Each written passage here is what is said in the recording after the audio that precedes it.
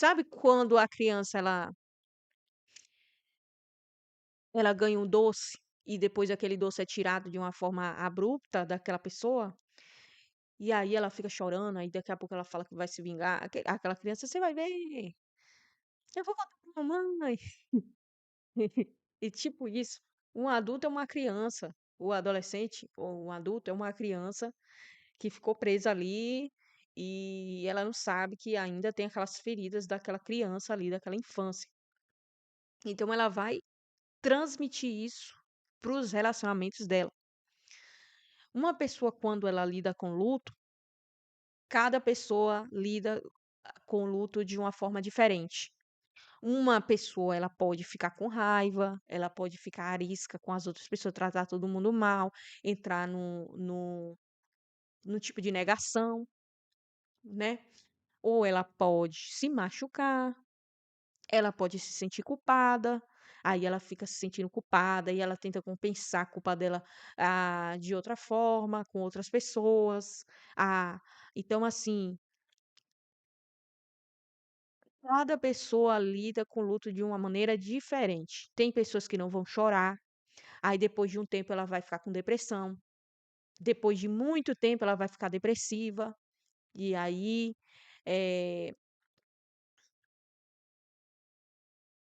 ela pode ficar com a doença, um câncer, né, uma fibromialgia, uma coisa assim, diferente no corpo. Então é isso, cada pessoa lida com o luto de uma maneira diferente. Ela pode ir trabalhar muito para esquecer daquela pessoa querida que foi. Agora esse cara aí, esse da série, da vida real, ele não soube lidar com a morte da mãe. Por quê? A mãe era o mundo dele. Ele nunca se viu longe da mãe. A mãe não deixava ele ter a individualidade dele. Por isso que é importante, quando a criança é pequena, ter autonomia. A autonomia é importante. É melhor lidar com a falta da mãe do que com a falta da mãe, porque ela nunca deixava ele ser um ser individual. Ele tinha que pensar da forma que ela pensava, ele tinha que fazer da forma que ela mandava, ele tinha que não gostar das coisas que ela não gostava. Por exemplo, eu não gosto de bebida, então você não vai beber. Eu não gosto de refrigerante, então você não vai beber. Tipo isso, entendeu? Ah, eu não gosto de chocolate, então você não vai comer chocolate.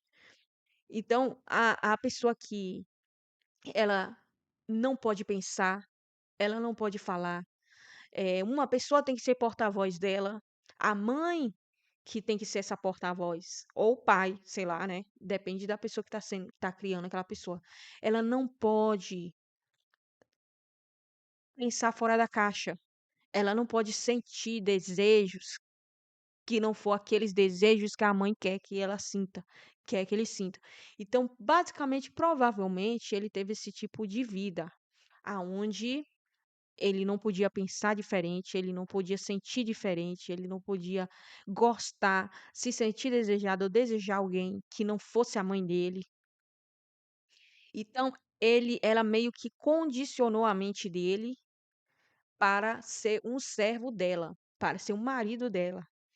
E aí ele começou, depois que ele ficou adulto, como ele já estava programado que a única fonte de desejo dele seria a mãe, que só ele poderia só gostar dela, porque poderia acontecer uma coisa muito horrível se ele deixasse aquela mãe, poderia ser uma coisa muito horrível, ele poderia ser punido de formas horríveis, porque ela punia ele quando era criança.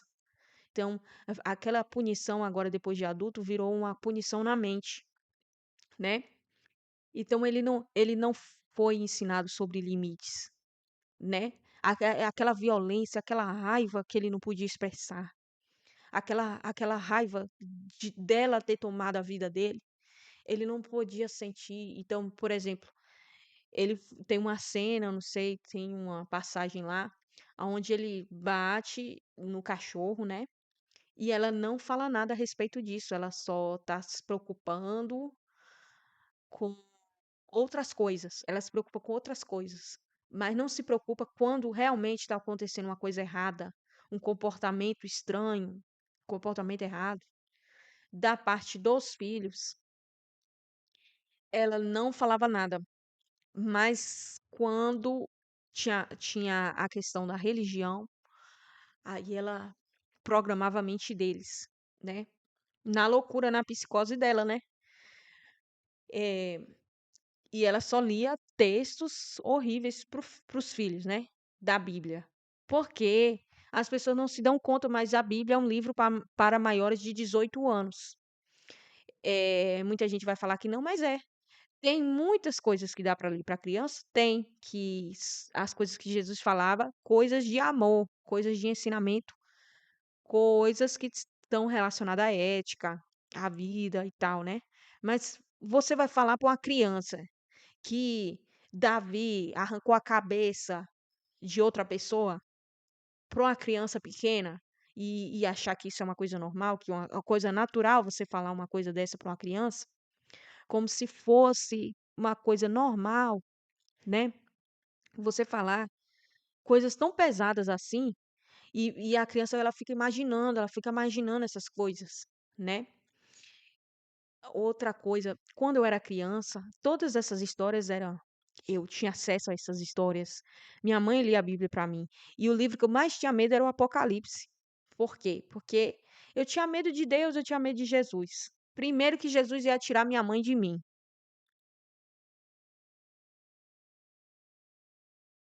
Ela falava assim: quando Jesus voltar, se vocês não tiverem um relacionamento bom com Deus, eh, ou se vocês não orar, se vocês não, né? Se vocês não tiverem uma boa relação com Deus, e fazer coisas ruins, não adianta, porque vocês não vão conseguir pegar nem no meu pé, porque eu vou subir e vocês vão ficar. Então, assim, era esse tipo de coisa que ela acreditava. Hoje ela não acredita mais nisso, né? Nem meu pai, nem minha mãe, eles têm mais essa mentalidade hoje em dia, né? Mas na época o fanatismo comia solto. E eu fico me colocando assim, tentando imaginar o terror que esse menino, que esse psicopata aí, que ele não, ele é um psicopata de uma forma ou outra, ele é, né? Porque os populares, né? Que eu não sei o que que ele tinha, se ele tinha esquizofrenia, eu não sei o que ele tinha. Mas assim, ela lia a Bíblia de uma forma terrível. E muitos evangélicos fazem isso com os filhos, né? Por exemplo, todo mundo fala a história da Arca de Noé, que Deus, como Deus foi bom, que ele salvou os animais, e não sei o quê. Mas se você olhar bem a história, você vai ver que houve um genocídio. Você vai ver que, mas aquelas pessoas que morreram era gente ruim. Pode até ser. Tem até a história do livro de Enoque que eu li, né? Que na verdade Deus mandou o dilúvio, porque os seres, os sentinelas, né? Que os anjos da Bíblia, do Velho Testamento, eles não são seres espirituais, na verdade, eles são seres de outras raças. Humanoide, igual a gente, porém eles são extraterrestres, por assim dizer, de uma forma moderna. Eles têm corpo, sim, físico, talvez pode mudar de forma, pode atravessar portais, sei lá, né?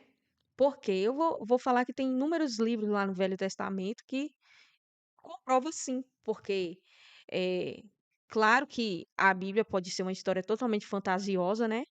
Se for olhar de forma científica, né? Porém, os textos que está escrito lá, eh, teve anjos que foram para salvar Ló e as filhas dele naquela história lá da Torre de Babel ou de Sodoma e Gomorra. O anjo foi lá, se hospedou na casa dele, comeu de boa. Chegou lá, tinha os caras lá querendo umas coisas com ele, indevida, né? É, os caras queria pegar ele, né, para fazer coisas indevidas, e o anjo cegou eles, né? Porque tinha esses poderes, esses negócios aí, né? E Então, assim, os anjos que apareciam no Velho Testamento comia, ficava hospedado, falava normal, não era um ser extradimensional, ou não era um ser transparente que só uma pessoa podia ver, né? Então, assim, no livro de Enoque veio esses sentinelas aí, se coabitaram, misturaram a genética deles com a das humanas e por isso geraram pessoas muito grandes, inclusive os descendentes deles, né, o tal dos filisteus, que tem lá no Velho Testamento, os filisteus, e alguns povos daqueles lugares eram gigantes e eram descendentes deles. E tem, né, há uma controvérsia muito grande de dizer se realmente teve esse dilúvio, né?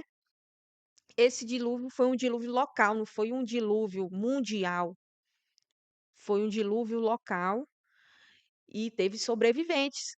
É tanto que você vai lá ler ali aquele livro de Reis lá, fala que o rei de Bazã, onde Davi entrou nessa cidade, né? E tinha gigantes, todo mundo era gigante nesse lugar, e fala que eles eram descendentes dos Néfilins, que eram, como é que fala? Citados esses néfilis, tanto em Gênesis quanto no livro de Enoque. Tá, eu mudei de assunto, né? Mas é isso, a história do dilúvio, se você olhar bem, não deveria se contar umas coisas dessa para criança. A história de Sansão, né? Que é, histórias assim, que tem morte, que tem assassinato. Para que contar isso com uma criança de 5 anos de idade? E aí as pessoas falam tanto do pessoal do Islã, falam tanto que o pessoal do Islã lá, aqueles pessoal lá terrorista, não estou falando que islâmico é terrorista, não. Estou falando assim que tem aquele movimento radical, aqueles radicais islâmicos lá, né? Que pega a criancinha e doutrina desde pequenininho a cabeça desses meninos para eles pegarem arma, para eles fazerem um monte de coisa. E eles sabem o Alcorão, eles sabem de coisas que são pesadas, tipo matar gente, né? Eles são doutrinados a matar os infiéis e lidar com a morte de uma maneira horrível. Então, assim, quantas pessoas, desde a Idade Média até agora, atualmente, são doutrinadas em uma religião? E eu tô falando de cristianismo, viu? Gente religiosa fanática que põe merda na cabeça dos filhos e, a depender da estrutura daquele sujeito, daquela criança, aquilo pode dar uma merda muito grande. Porque se aquela pessoa tem uma tendência a ter algum transtorno, a coisa fica feia. Quantas pessoas você já ouviu falar que matou e tipo assim, ela deu uma psicose doida de que, foi Deus que mandou, ou foi o diabo que mandou, ou foi não sei o que mandou, né? Ou e se envolve com a estrutura, um discurso religioso, né? E outra coisa, quando você vai nesses hospícios evangélica, católica, essas pessoas fanáticas acabam endoidando e parando nesse lugar porque o fanatismo é tão grande que a pessoa acaba surtando, entra numa psicose que tem Deus no meio, né? Aquela Flor de Lis, Carandilis lá, que foi presa lá no Rio de Janeiro, que matou o marido, o filho, versus genro. Não, primeiro foi o filho adotivo dela, depois virou genro, e depois virou marido. E aí você vê que ela é desequilibrada. E ela usa o contexto religioso, a religião, para o desequilíbrio dela. E ela fez uma lavagem cerebral até nos filhos adotivos dela. Ela fazia um movimento estranho ali naquela casa. Era uma pessoa totalmente fora da casinha, cheia de perversão, né? E ela usava esse discurso religioso. Ela tinha megalomania, delírios de grandeza, botava Deus no meio, achava que era uma divindade, né? E misturava as coisas, as religiões e tal. Então, religião, fanatismo e a pessoa com traumas e com tendências a alguns tipos de transtorno e psicose, dá uma merda muito grande. E esse cara, dessa série da Netflix aí, a merda foi muito grande na cabeça dele que essa mulher botou, né? E o filho dele, o irmão dele que morreu no incêndio, foi a única pessoa que foi capaz de enxergar a verdade. Ele teve um pertinho assim, ó, de ter a liberdade dele. Ele foi o único que se rebelou contra o sistema da família dele. E era provavelmente o que teria mais chance de buscar ajuda, né? Mesmo vivendo numa época tão antiga, né? 1900 e eu não sei se é 40, 1930, eu não sei, é nessa época aí, né? Ele teve a chance dele, só que acabou sendo morto, né? Mas pelo menos o espírito dele foi liberto dessa loucura. Assim, só que assim, você vê que quem mais sofreu foi quem fez os outros sofrer também, que foi esse cara que ele, a ponto de ir no cemitério pegar o corpo da mãe, e ele estava tentando recriar o mundo dele que era antes, porque ele não conhecia nada além daquilo. Se Como se o mundo dele morresse quando a mãe dele morreu, e ele não enxergava esperança nenhuma, ele não conseguia enxergar outra perspectiva de vida, ele não conseguia falar bem assim: "Beleza, daqui pra frente minha mãe morreu, eu vou iniciar minha vida, eu vou fazer uma coisa diferente, eu vou tentar buscar uma coisa nova". Não, ele não conseguiu chegar, porque a cabeça dele estava muito traumatizada naquela bolha onde ele vivia. Então, dificilmente a lavagem cerebral era tão grande na cabeça dele que dificilmente, se chegasse alguém e falasse para ele: "Olha, eh, vamos fazer um tratamento para você entender por que que você chegou nessa situação", ele não ia fazer diferença nenhuma, porque é como se ele tivesse morrido. Acho que ele já morreu na infância dele, logo quando ele nasceu, né? Porque uma pessoa dessa, ela não vive. Uma pessoa dessa, ela é tipo como se fosse um robô. É sempre para fazer o desejo do outro. E o sofrimento dessa pessoa tá ela não enxergar o outro, o, ela não conseguir enxergar além do que aquilo que apresentaram para ele, né? E falar bem assim, eu vou me afastar dessa pessoa, eu vou embora. É uma dependência emocional que ele tinha muito grande, que beirava a obsessão. E por isso que eu falo, graças a Deus que mesmo eu vivendo um contexto religioso fanático, isso não influenciou, eh, na forma como eu vivi a minha vida, na questão de eu tô sempre refletindo, tô sempre querendo ver o que que eu posso melhorar aqui na minha vida, se com a criança. Na própria Bíblia fala, né, que se você não for como a criança, você não entrará no reino dos céus. Ou seja, eh,